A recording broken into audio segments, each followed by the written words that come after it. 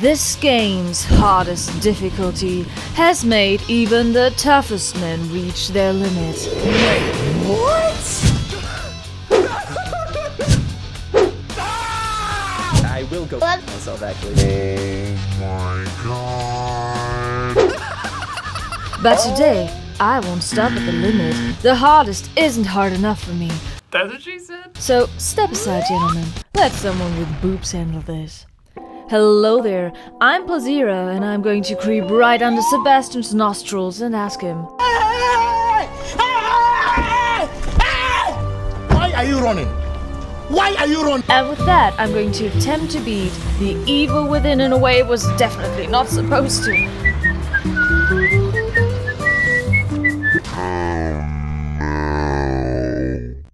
You know Bethesda's masterpiece of horror lunacy, right? Huh? Because if you don't, oh my squishy cinnamon roll, how you missed out! If you want a blend of the best of Resident Evil, Silent Hill 2 and Alan Wake all put together in one game, The Evil Within is for you. No wonder, since the creator of Resident Evil, Shinji Mikami, is also responsible for this gem. The story: you're trapped in the mind of a psychopath. Sounds like fun, doesn't it? The protagonist: Sebastian Castellanos. Daddy? This tasty beefcake is a detective of Crimson City in his midlife crisis. He's a married father whose family was hit by a tragedy, so he's out of practice in more ways than one. But this can't be an excuse for the problem: stamina. Look at what happens if Sebastian tries so much as to move. Exactly, he gets a heart attack. So, is it possible that a working cop with the lungs of an 80-year-old chain-smoking alcoholic asthmatic goes on and tries to survive the hazards of evil brain garbage? While thinking about this, I said to myself, challenge accepted. I'm going to take the biggest disadvantage of our savvy boy and exploit it even further. Since he can run from his problems literally, I will make him do a nice, comfortable, sleazy, breezy jog through the evil within and find out if this terror can be overcome without ever pressing the sprint button. If Sebastian sprints in a cutscene, but I am not the cause of it, I won't count it, otherwise I simply don't allow myself to push the button. But you know what? I'm feeling kinda adventurous today. There's one thing the evil within is known and feared for in the gaming community. It's aforementioned hardest difficulty, namely the Akumu mode. Akumu is Japanese for nightmare, and if you had one until now, this game mode will surely give one to you. The enemies become grey hulks on crack. Mini-bosses appear randomly in earlier chapters in places where you definitely don't need them. Loot is rarer to find than common sense these days. Oh, and you die instantly from any damage you take. You heard that right. Stepping into a beer trap, being sneezed at by an enemy nearby, or getting a can of Pringles to your head. Yeah, that doesn't happen, but if it did, you're dead in one hit. So, Akumu mode basically forces you to do a no damage run on its hardest difficulty. Only the most mentally deprived of gamers would freely put themselves through this psychological pain. So of course I already did that. I even got the platinum for this game, baby. Have you done it yourself? Tell me in the comments if you belong to the Akumu Club as well. But the last time I managed to accomplish that, I swore to myself to never do it again. Nope, never again. Nope, no thanks, thank you, nope. And if I'm known for anything, which I'm not, but if I was, I'm here for the pleasure of games. Like, look at my name, Playsiera, coming from the French word plaisir, meaning pleasure. So I'm not one to voluntarily suffer while gaming. Nine! But so many of you were already asking other matlets to do challenges on this game, myself included. So for you, I prepared myself for the inner turmoil and chose this difficulty again. 15 chapters of pain and 2 rules hinder me from saying, Another day, another slay. Period. will my minimal gaming skills be sufficient to outrun the evil within without actually running? Let's run this down, baby. We start off in Chapter 1 with a typical Monday morning for Crimson City's police. At Beacon Mental Hospital, a mass murder happened and Sebastian and his crew are called to investigate it. His partners include Joseph and Julie Kidman, who to the luck of her co-workers doesn't know how to appropriately dress for work. Hey Kidman, do you want a coat or something? Alright, okay. After that, we get sucked right into the brain rot madness and play hide and seek with the sadist Salvador from Resident Evil 4. Shinji, I see a pattern there. Chainsaw Hugs really seem to get you going, huh? Anyways, of course, Sebastian starts with a big sprint right away, but since I didn't press any buttons, I'm good to go. Off to chapter 2. Sadly, or luckily, I'm here on my own since my partners are nowhere to be found. Here, things start to get a bit worrisome, however, since I'll encounter some real enemies. The very first one only gets to breathe in my dust as I grab the pistol and turn around to ghost him. But of course, shortly after, I died for the first time because I underestimated the IQ of these enemies. They even get you now if you try to outdo them. So I kept my cool, began my super slow advance, managed to take down every enemy and pick up all the items I could find in the area. This includes the green brain pickle juice that I can slurp up from everywhere, may it be in jars or coming from the enemies themselves. Which is this game's currency when you go for upgrades. Also, I found some keys that I can use later on in the safe room for more loot.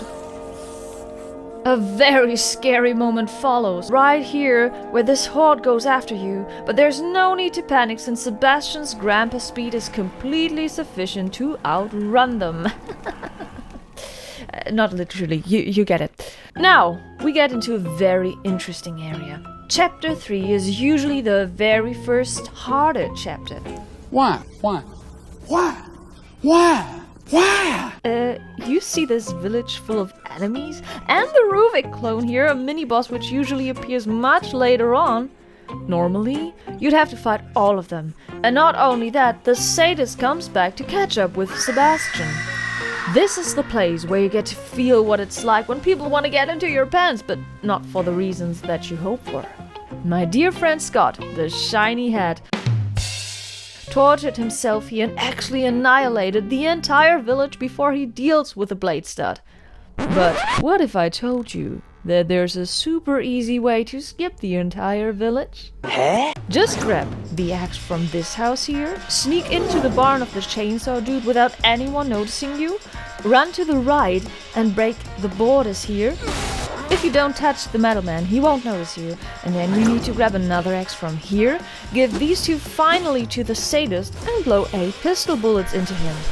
I wasn't fast enough, so I had to squeeze my way through the horde that was alerted thanks to Salvador getting into action, climbed up the ladder, and let him step into this very conveniently placed beer trap. And look at that, he was gone for, as were all the other villagers with his depart. Chapter 3 was done! This amazing strategy was taken from the god of this game, the Jigsaw Killer. He's holding the speedrunning world record and also does some amazing challenges on The Evil Within, so go check him out. And also watch how epically Scott raced through the village. I looted the area to finish and found the shoddy and crossbow, by far the most useful weapon of the run, and continued forward.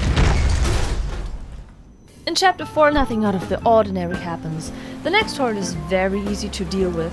To progress, all of them need to be grilled, but all it takes are some agony bolts and matches.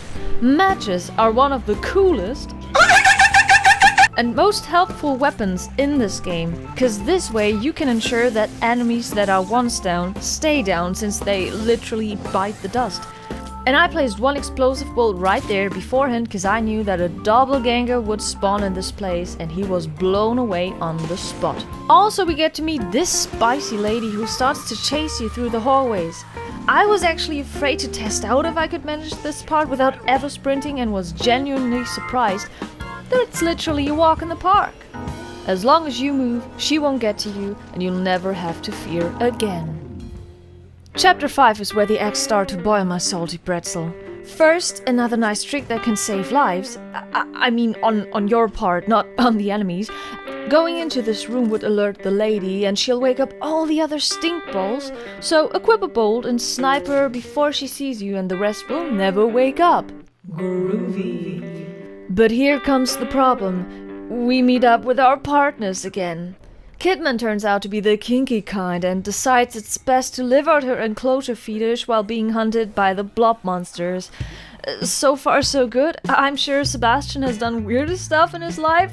His eyes tell tales of many sleepless nights. But we also meet up with Joseph again. Joseph reminds me of my ex-boyfriend. Albeit cute, he's pretty useless and not very enduring. Since the IQ from the enemies has skyrocketed on Akumu mode, it seems like his one was put into the trash bin. So I pondered for a moment and decided that I have to take it upon myself to enhance his benefits. There. That way he doesn't need my help right away when enemies get too close to him. We both go in head first, and of course Joseph is the reason my death count goes up by a few digits.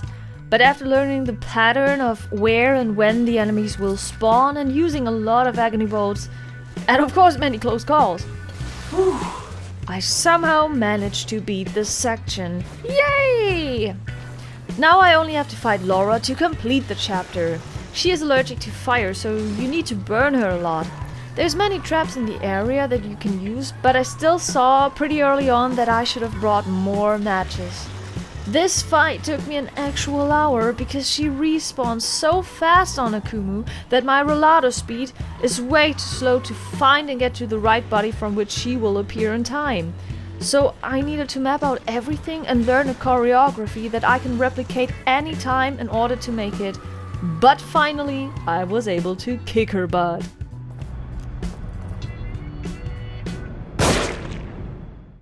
Warning. The following mention may cause some major brain pain and be traumatizing to those that have already played this mode. Chapter 6. Just mentioning this gives me the chills. A cabin fight. An escape room of death. Meeting the chainsaw hunk again. Fighting 2 trolls and a mutated doggy are all put into this chapter. Whoever designed this gets a major turn on for bringing people misery. Cabin fights always suck because of the small spaces and limited ammo, but the thing here is that space was my only chance to survive while strolling through Akumu mode. Most often, it was one little inch to the left or right that opened the way for me to escape the claws of the Jason-born enemies. But this cabin took that away from me.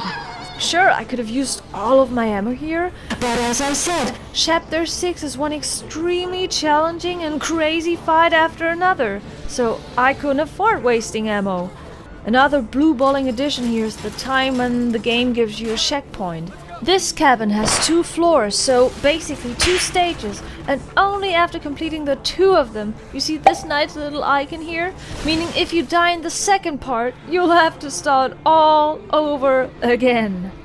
44 deaths, 31 reloads, 2 hours of tries, and my mind Completely wrecked. This is the result on Akumu mode. The moment you've been waiting for has come. I debated for very long, but reminded me again. I'm here on pleasure, Goblin. Why do I do this to myself?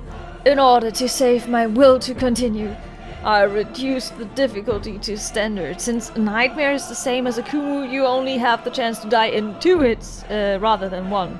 What makes this even sadder is that Chapter 6 is by far the hardest one in the game. Everything afterwards can be done rather easily since you get more upgrades and more loot.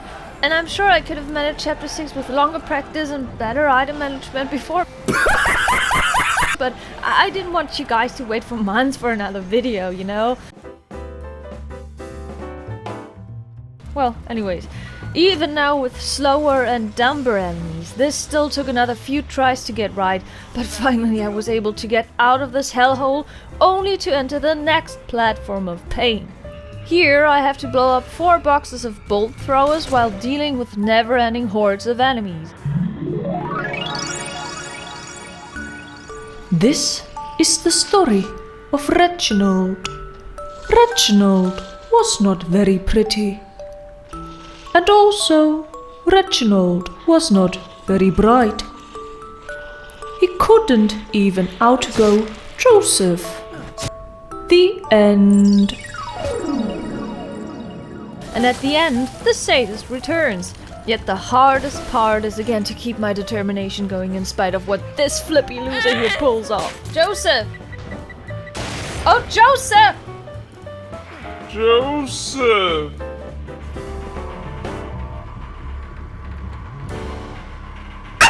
Finally being able to leave this behind, I dealt with these two trolls without any issues thanks to this hiding spot here, where they can't grab you, but it still caused a feeling of loss thanks to the massive ammo waste. And now, my worst nightmare rises up, the doggy fight. I remember that for me on Akumu mode, this was the hardest part by far, because this Poochie is so fast and unpredictable. He lunges after you, jumps to the side, knocks you over at any time. The only chance here is again to pump him full with anything you got. Oh god, that sounded terrible. Of course, I'm talking about ammo, my friend. The agony's over. Seriously, everything that follows is a real downgrade from this, no matter what difficulty you're on. They actually put the hardest section in the first half of the game. But that shan't slow us down, many more cool segments will follow. Chapters 7 and 8, however, don't belong to the cool kids on the block. These chapters are pretty much fillers and boring. Yet, you'll get to meet the most badass and iconic boss of the game, the Keeper. Hello. Thankfully, he's only got the looks, but not the health bar, and is super easy to put down. Only 2 sticks inserted into him, on no matter what difficulty, and he's gone for. And the chase sequence in Chapter 8 also doesn't require you to press the sprint button. Incredible! Now we get to Chapter 9, the Resident Evil chapter. Seriously, look! The mansion is pretty much copy and paste. I absolutely adore it, even though I can't show you guys what puzzles you have to perform here, otherwise YouTube would ban me. Ew. The run from the blood monster is again a cutscene, so there's never the need to press any buttons. By the way, if you're confused by the changes of scenery and look for the logic behind the story, honey, we're in the mind of a crackpot. You won't find any. Don't question it and enjoy the ride. In Chapter 10, I'm absolutely enjoying myself in this funny fair spectacle where the amusement is never shortcutted. And this girl is on fire! Literally! The garage fight with a very catchy named Amalgam Alpha required me to learn the pattern of where he stands, but I packed enough agony bolts, so I basically didn't even need to move at any point. Having fought so many bosses and crossing super weird and not at all fitting spaces up till now has tired the loony fruitcake out, so in Chapter 11 he puts Sebastian back to the city, which has gotten a bit battered. But we find out Kidman's part-time job. She's a model. Well, who's surprised by that? Here comes a horde scene again, where enemies spawn in this garage door, contain a thingy, and are unleashed towards Sebastian and waste, but thanks to hiding spots and a lot of ammo, you can get through this part. This cage scene is also just a matter of ammo and obviously not any movement. Oh, I remember on Akumu mode, this was one of the most draining sections. Just kill me. Just kill me. And I am very thankful that I didn't have to relive that again. Throughout the city, we get to a part where Sebastian has to swim and is greeted by the Lago. Here would be the first time where you actually need to press the sprint button in order to make it, but not if you use the practically placed buddy baits hanging around, perfectly time their descent with yours, and you can call me swim by. Christmas comes early then, cause we meet up with Kidman. After some deep talk, I decorated her because of the festive season. But the cockblocker Joseph comes back and ruins the mood. Kidman completely takes off them, but attracts the attention of this spider here in Chapter 12. Evading its stomps and annihilating its disgusting babies is again only a question of using the right weapon at the right time. The goggle loser gets of course knocked out during this, so I have to go after some medkits for him. Why, Sebastian? Don't be a hero, man. No one will miss him. In this part, stealth is the key until you make it to the tank boy. You simply have to kindly ask him to take over the controls, let off some steam, and saunter back to Kidman. After a work traffic simulator, I find myself in a flat complex in Chapter 13 and can pretty much stealth my way entirely through.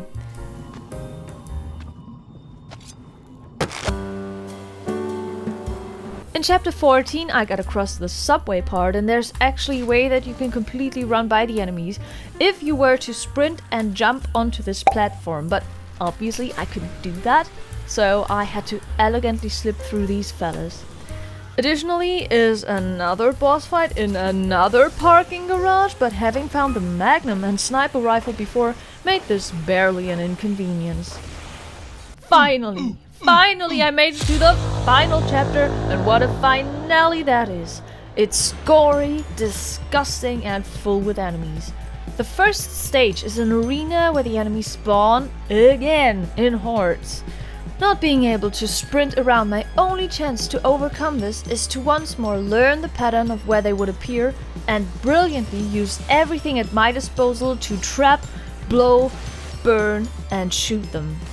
The next room contains 4 snipers that are easily beheaded from this hideout here, and lastly, 2 keepers try to keep me from finishing the evil within. Again, I stay my ground and give them a real blast. The very last fight is sadly pretty anticlimactic because it's basically just a row of cutscenes. In this jigsaw room, I have to squeeze my way through these traps and can once again trudge away from the last trap without ever sprinting. And what follows after this are also chase sequences where the developers probably thought, "Oh man, it will be so fun to speed their way through this." Oh no, my loves. Even though the timing is a bit tricky here and I needed a few tries to get it right, not one single sprint is necessary here. And now only a few shots part me from my end screen. Alrighty, here you go. Of course, take it. Good boy. Woohoo! I have officially beaten the evil within without ever sprinting. I'm sure this can be done on Akumu mode. One day I will try it out again. Maybe you, my dear frosty nerd, can outdo me and beat this mode already without ever sprinting. Tell me in the comments if you did it. Thank you so much for watching. I hope you were a bit entertained, and as always, any comments, challenge ideas and likes if you liked it would be the greatest gift for me. I absolutely love The Evil Within and will definitely cover its second part on my channel as well, so stay tuned for that. Also make sure to check out my other challenges if you're into some groovy gameplay, cringy puns and witty memes. I wish you all the most gleeful holidays, and if only one of my wishes comes true, then I hope that you all take care and that I will see you in my next video. Bye bye!